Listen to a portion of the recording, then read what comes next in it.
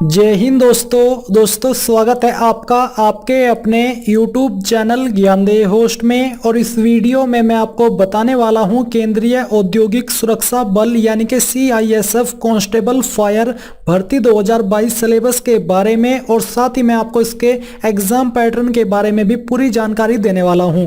इसलिए आपको इस वीडियो को पूरा देखना है और उसके बाद में अगर आपके मन में कोई सवाल कोई डाउट रह जाए तो आप कमेंट के माध्यम से पूछ लीजिएगा। तो चलिए दोस्तों शुरू करते हैं।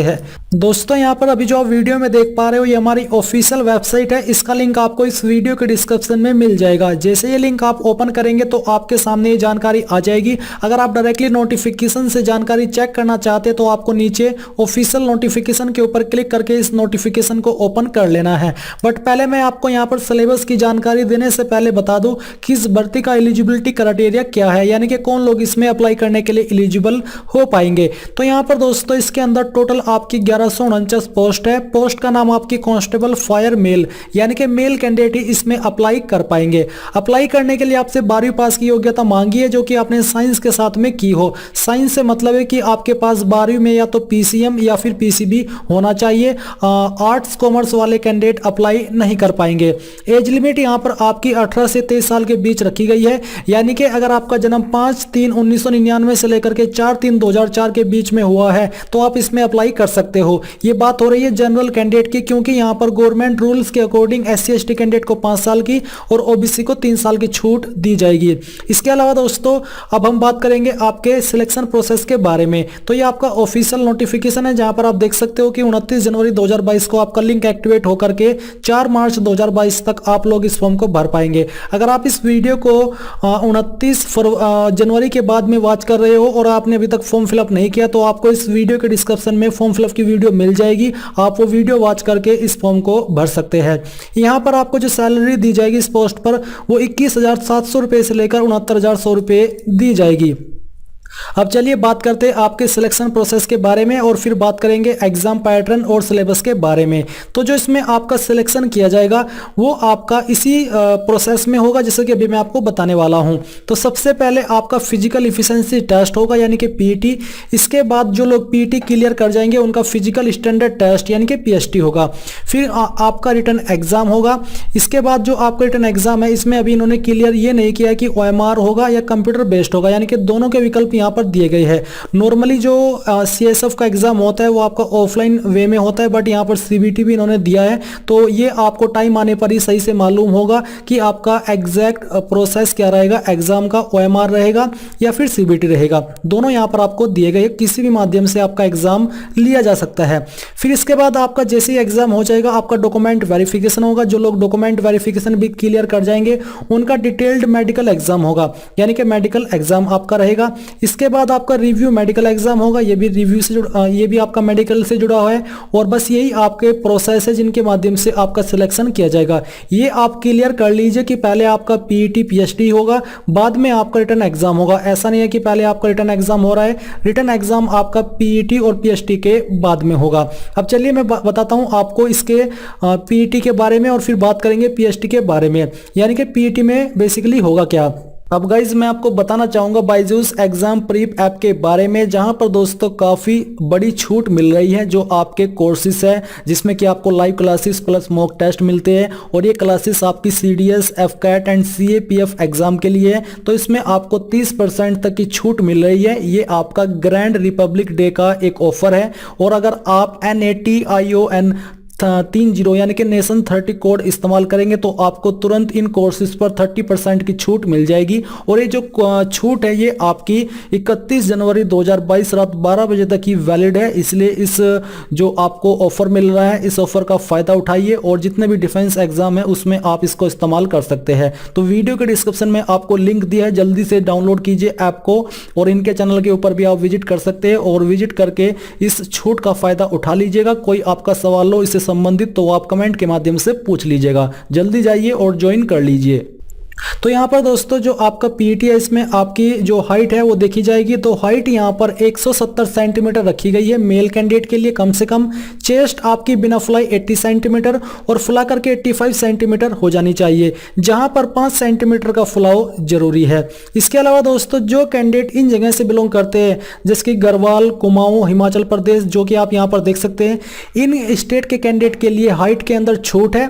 यानी कि अगर आप इन स्टेट से बिलोंग करते हो तो आपकी हाइट 165 सेंटीमीटर कम से कम होनी चाहिए। चेस्ट आपकी बिना फुलाई 78 सेंटीमीटर और फुला करके 83 सेंटीमीटर हो जानी चाहिए, बट यहाँ पर 5 सेंटीमीटर का फुलाव जरूरी है। इसके बाद दोस्तों यहाँ पर देख लीजिए जो candidate tribal Adivasi including Mizos and Nagas इनसे बिलोंग करते हैं उनके लिए हाइट में और भी छूट है। इनके लिए 162.5 सेंटीमीटर हाइट रखी गई है। चेस्ट बिना फुलाई 77 और फुला करके 82 हो जानी चाहिए। 5 सेंटीमीटर का फुलाव अति आवश्यक है चेस्ट के अंदर। इसके बाद दोस्तों यहाँ पर नीचे आते हैं और जो आपका पीएचटी है उसके बारे में बात कर लेते हैं। दोस्तों यहाँ पर मैं आपको बता दूं कि इस ऑफिशियल नोटिफिकेशन के अंदर पीएचटी के बारे में कोई भी जानकारी नहीं दी गई है, बट यहाँ पर फिर भी मैं आपको बता देता हूँ कि पीएचटी के अंदर क्या रहेगा। तो इसमें दोस्तों आपकी जो दौड़ है वो होगी जो कि 5 किलोमीटर की रहेगी और इसके लिए आपको 24 मिनट का समय दिया जाएगा। तो यहाँ पर आप ये देख लीजिए कि 5 किलोमीटर की दौड़ होगी, इसके लिए आपको 24 मिनट का समय दिया जाएगा। अब चलिए दोस्तों जो आपका इसके बाद में रिटन एग्जाम होगा उसका पैटर्न भी देख लेते हैं। पैटर्न आपको यहाँ पर ऑफिशियली दे दिया गया है। तो आपको जो पीईटी पीएचडी कैंडिडेट क्वालिफाई कर जाएंगे उनको यहाँ पर फिर रिटन एग्जाम के लिए बुलाया जाएगा। रिटन एग्जाम यहाँ पर इन्होंने फिर से कहा कि ओएमआर या फिर कंप्यूटर बेस्ड टेस्ट रहेगा, यानी कि इस मोड में हो सकता है। एग्जाम के अंदर आपके यहाँ पर ऑब्जेक्टिव टाइप क्वेश्चन होंगे जिसको आप हिंदी में बहुविकल्पीय बोलते हैं, जहां पर आपको एक क्वेश्चन के लिए 4 विकल्प दिए जाते हैं और पेपर आपका टोटल 100 क्वेश्चन के लिए रहेगा, उसके लिए आपको 100 मार्क्स दिए जाएंगे। इसके अलावा किन किन सब्जेक्ट से क्वेश्चन तैयार किए जाएंगे वो भी आप देख लीजिए। पार्ट 1 के अंदर होगा जनरल इंटेलिजेंस एंड रीजनिंग, इससे 25 क्वेश्चन और 25 मार्क्स आपको दिए जाएंगे। पार्ट बी में general knowledge and awareness, part C में एलिमेंट्री मैथमेटिक्स और पार्ट डी में इंग्लिश और हिंदी, यानी कि प्रत्येक सब्जेक्ट से 25 क्वेश्चन आएंगे और उसके लिए आपको 25 नंबर दिए जाएंगे। एग्जाम करने के लिए आपको 120 मिनट का समय यानी कि 2 घंटे का समय दिया जाएगा। अब कुछ कैंडिडेट का सवाल होगा कि क्या सर इसके अंदर नेगेटिव मार्किंग होगी? तो यहाँ पर नेगेटिव मार्किंग के बारे में कोई भी जानकारी नहीं है, जिसका मतलब ये हो जाता है कि इसके अंदर नेगेटिव मार्किंग नहीं है। और इसका दूसरा मतलब ये भी हो जाता है कि जिन कैंडिडेट के अंदर तुक्का मारने की एक अद्भुत कला है वो इस अद्भुत कला को यहाँ पर खुल करके दिखा पाएंगे। उनको कोई भी रोकने टोकने वाला नहीं है। और हम जानते हैं कि हम इंडियंस के अंदर ये कला कूट कूट कर भरी हुई होती है और कई बार तो जहां पर नेगेटिव मार्किंग होती है वहां पर भी हम इस कला का उपयोग करके आते हैं, फिर ऐसे में हमको लेने के देने पड़ जाते हैं।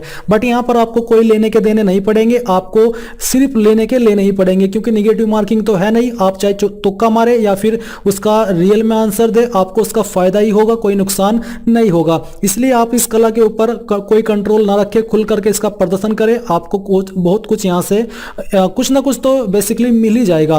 इसके बाद दोस्तों यहां पर आपका जो क्वेश्चन का लैंग्वेज रहेगा वो इंग्लिश एंड हिंदी दोनों रहेगा, जिस लैंग्वेज में चाहे आप सोल्व कर सकते हैं। और आप यहां पर जो मैंने नेगेटिव मार्किंग के बारे में बात करी वो देख सकते हैं, there shall be no negative marking. इसका मतलब यहां पर इन्होंने मेंशन भी कर दिया कि इसके अंदर कोई नेगेटिव मार्किंग नहीं होगी। अब जो दोस्तों मैंने ये जो आपको सब्जेक्ट बताई है, इन सब्जेक्ट में कौन कौन से टॉपिक से क्वेश्चन आने वाले हैं, तो इसकी जानकारी मैंने हमारी वेबसाइट के ऊपर दे दिए, आप यहां से इसकी जानकारी चेक कर सकेंगे। तो यहां पर दोस्तों अभी आपके सामने जो जानकारी दी जा रही है ये आपके सिलेबस की जानकारी है टॉपिक वाइज। अभी जो आपका पहला सब्जेक्ट है जनरल इंटेलिजेंस एंड रीजनिंग, इसके जो टॉपिक्स है वो आपको जल्दी अवेलेबल कराए जाएंगे। इसके पहले आप यहां पर जनरल नॉलेज एंड अवेयरनेस, इसके जो टॉपिक्स है वो आप देख लीजिए। इसमें जो आपके बेसिकली क्वेश्चन तैयार किए जाएंगे वो पिछले 5-6 महीने के अंदर क्या कुछ घटा है उससे संबंधित होने वाले हैं, यानी कि जनरल नॉलेज में जो भी आपके टॉपिक्स रहते हैं उनसे जुड़े हुए क्वेश्चन आपके एग्जाम के अंदर आएंगे। बट फिर भी जो मेन फोकस रहेगा इन क्वेश्चन को तैयार करने का वो आपका होने वाला है sports, history, culture, geography, economic scheme, general polity, Indian constitution, scientific research etc। और आपको साथ ही ये भी कहा जाता है कि these question will be such that they do not require a special study of any discipline, यानी कि ये कुछ इस तरह के क्वेश्चन होते हैं जिनके लिए आपको कोई स्पेशल स्टडी करने की आवश्यकता नहीं पड़ती। बस आपको पिछले 5-6 महीने के अंदर क्या कुछ घट रहा है, करंट अफेयर्स, इन सब के ऊपर ध्यान रखना लिखना होता है। फिर दोस्तों यहाँ पर जो आपका अगला सब्जेक्ट है ये एलिमेंट्री मैथमेटिक्स का है। इसके जो क्वेश्चन आएंगे वो आपके number system, computation of whole number, decimal and fractions and relationship between numbers, fundamental arithmetical operations, percentages, ratio and proportion, averages, interest, profit and loss, discount, mensuration, time and distance, ratio and time and work etc। फिर जो आपका English और हिंदी है इसमें आपको बोला है कि candidates ability to understand basic English और basic Hindi, his basic comprehension would be tested. ये आपके बेसिकली टॉपिक्स होने वाले हैं। तो आई होप आपको यहाँ पर सिलेबस की जानकारी भी मिल चुकी है। कोई सवाल कोई डाउट रह गया है तो आप वो कमेंट के माध्यम से पूछ लीजिएगा। एंड इस वीडियो के लास्ट में मैं आपसे कहना चाहूंगा कि आप इस वीडियो को लाइक, शेयर और आपके अपने यूट्यूब चैनल ज्ञानदेव होस्ट को सब्सक्राइब करके बेल आइकन को ऑन कर ले। Thanks for watching. जय हिंद।